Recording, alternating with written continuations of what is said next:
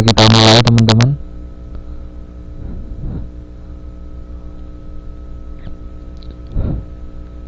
Karena untuk hari ini kita punya 2 modul. Waalaikumsalam Mbak Dewi. Ini Mbak Rita sudah siap untuk mulai. Oh ya, untuk Mbak Eni ya.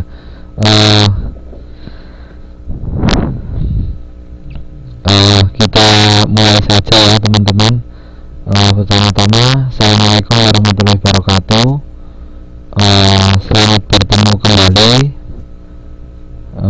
di tutorial perilaku konsumen dengan saya di sini, Muhammad Dedi.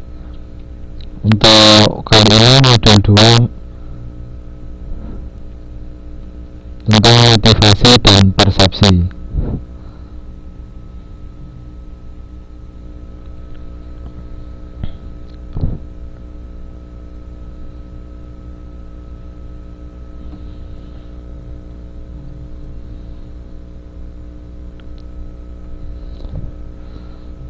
Di sini pengertian motivasi sendiri ada beberapa pendapat. Untuk kali ini yang diambil adalah menurut Sigmund dan Gallup, motivasi adalah tenaga dorong dari individu yang memaksa mereka untuk bertindak. Motivasi ini muncul karena adanya kebutuhan yang dirasakan. Jadi mungkin enggak teman-teman di sini sudah sering mendengar ya kata-kata motivasi gitu. Nah, jadi motivasi itu jika dilihat dari artinya seperti ini: tenaga atau dorongan dari diri individu yang memaksa mereka untuk bertindak. Dan motivasi itu sendiri muncul karena diri kita merasa kita memiliki kebutuhan. Kemudian kebutuhan itu sendiri muncul karena konsumen merasakan ketidaknyamanan antara yang seharusnya dirasakan dan yang sesungguhnya dirasakan. Jadi apa yang diinginkan oleh konsumen itu biasanya belum tentu apa yang dirasakan oleh konsumen. Contohnya semisal kita pengen makan pada saat ini, tapi kan belum tentu pada saat ini kita kita lapar, tapi kan belum tentu saat ini kita makan. Karena apa? Mungkin karena kita bekerja, atau mungkin karena kita belum masak, kita belum beli dan sebagainya. Itulah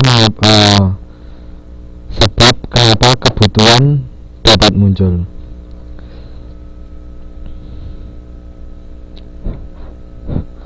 Kemudian inilah model dari motivasi itu sendiri. Mungkin ada yang mau menjelaskan dari Mbak Ira. Seperti biasa, nanti yang bisa menjelaskan akan dapat tanda nilai. Kalau ada yang mau jawab, mungkin bisa saya nyalakan mikrofonnya. Ya, direkam Mbak Rita.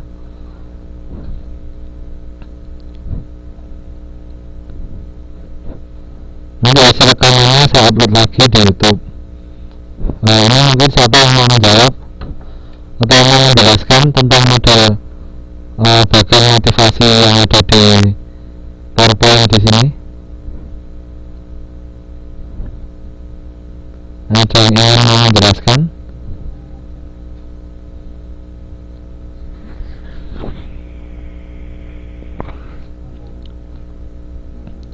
Nggak ada? Belum ada? Oh iya. gitu. Untuk yang lain mungkin Mbak Lilian, Mbak Dewi, sama Mbak Ari ada yang mau menjelaskan tentang model motivasi? Belum ada?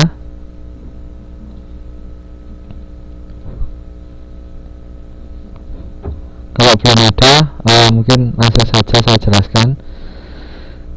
Inilah model motivasi. Jadi di sini kenapa motivasi itu muncul seperti yang dijelaskan di atas tadi.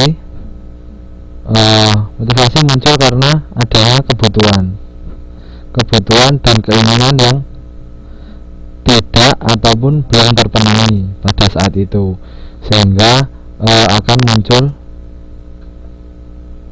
kebutuhan dan yang akan mendorong ke arah motivasi. Yang pertama ini adalah kebutuhan dan keinginan yang tidak terpenuhi. Kemudian dari kebutuhan dan keinginan yang tidak terpenuhi, dalam diri kita akan mengalami sebuah tekanan. Contohnya, kita pengen makan tapi kita belum bisa makan, pasti kan ada tekanan. Aduh, gimana ya gitu. Terus setelah dari tekanan ini menimbulkan dorongan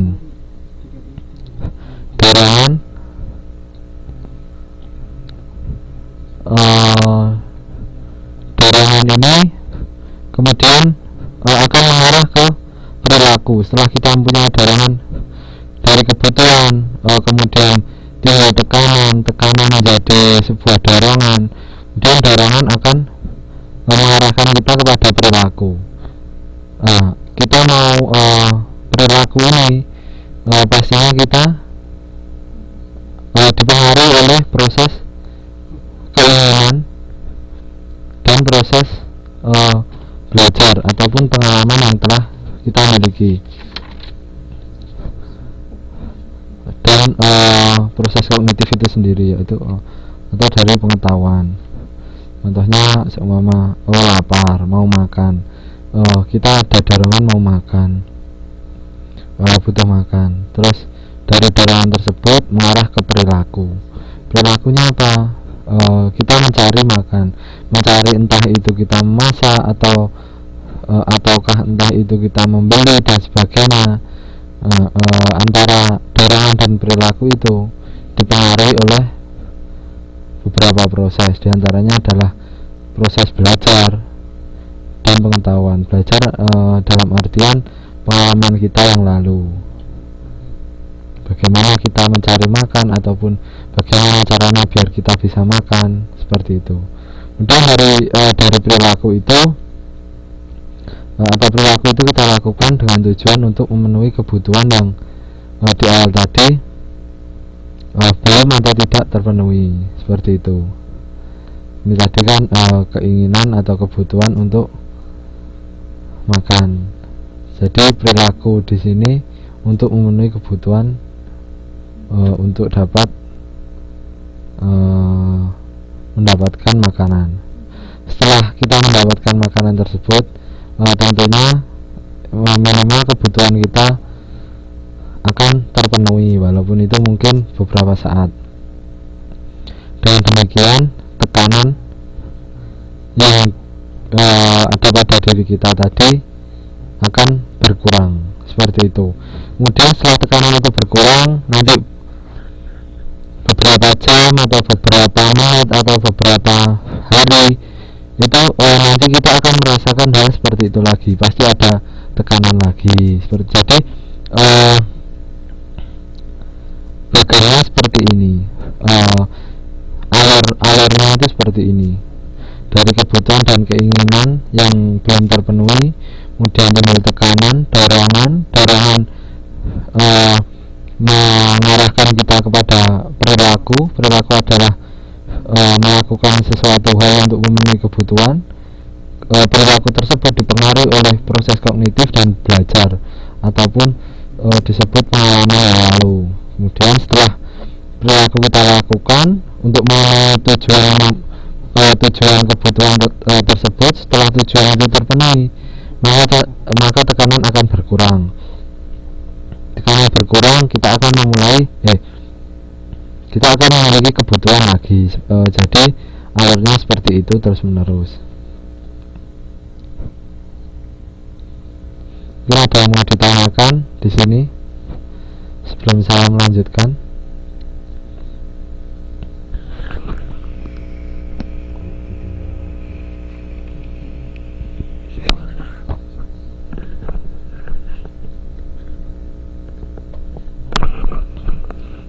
Ada yang ditanyakan?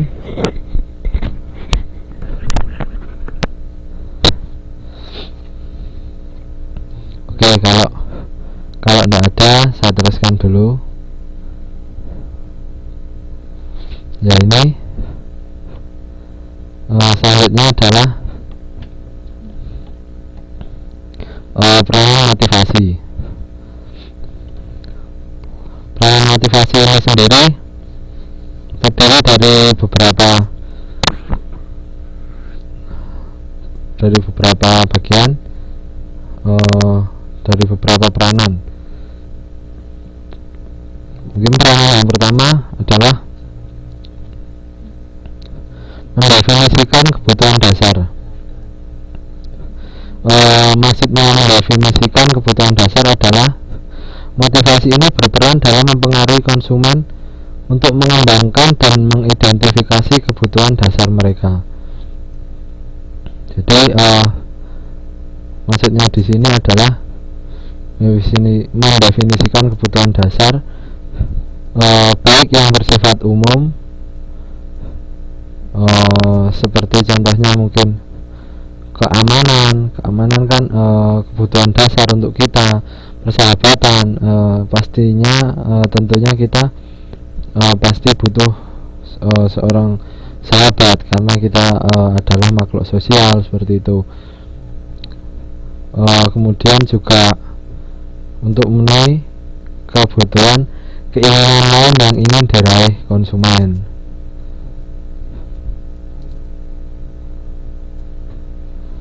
Kemudian yang selanjutnya, peranan motivasi selanjutnya adalah mengidentifikasi tujuan.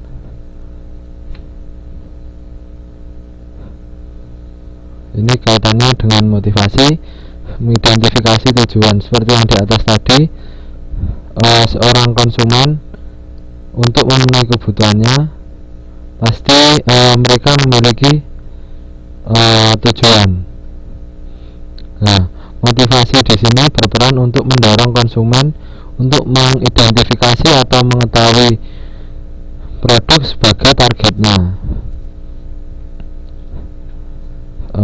atau dapat disebut dengan produk mana, produk apa, produk yang telah ditentukan itu sebagai pemenuhan kebutuhannya yang harus dipenuhi.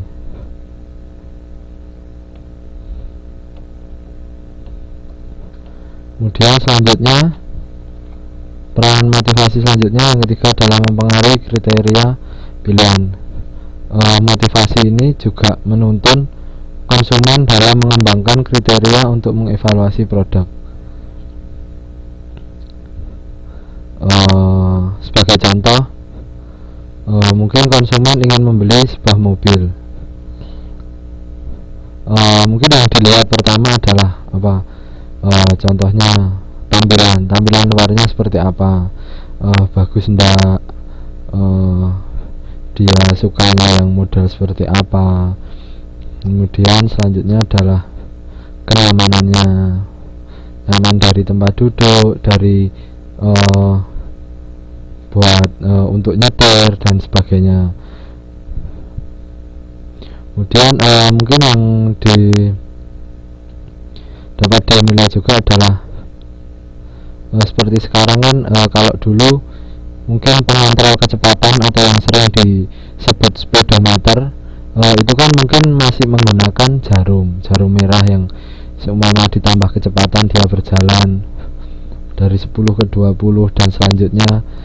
Tapi untuk sekarang kan sudah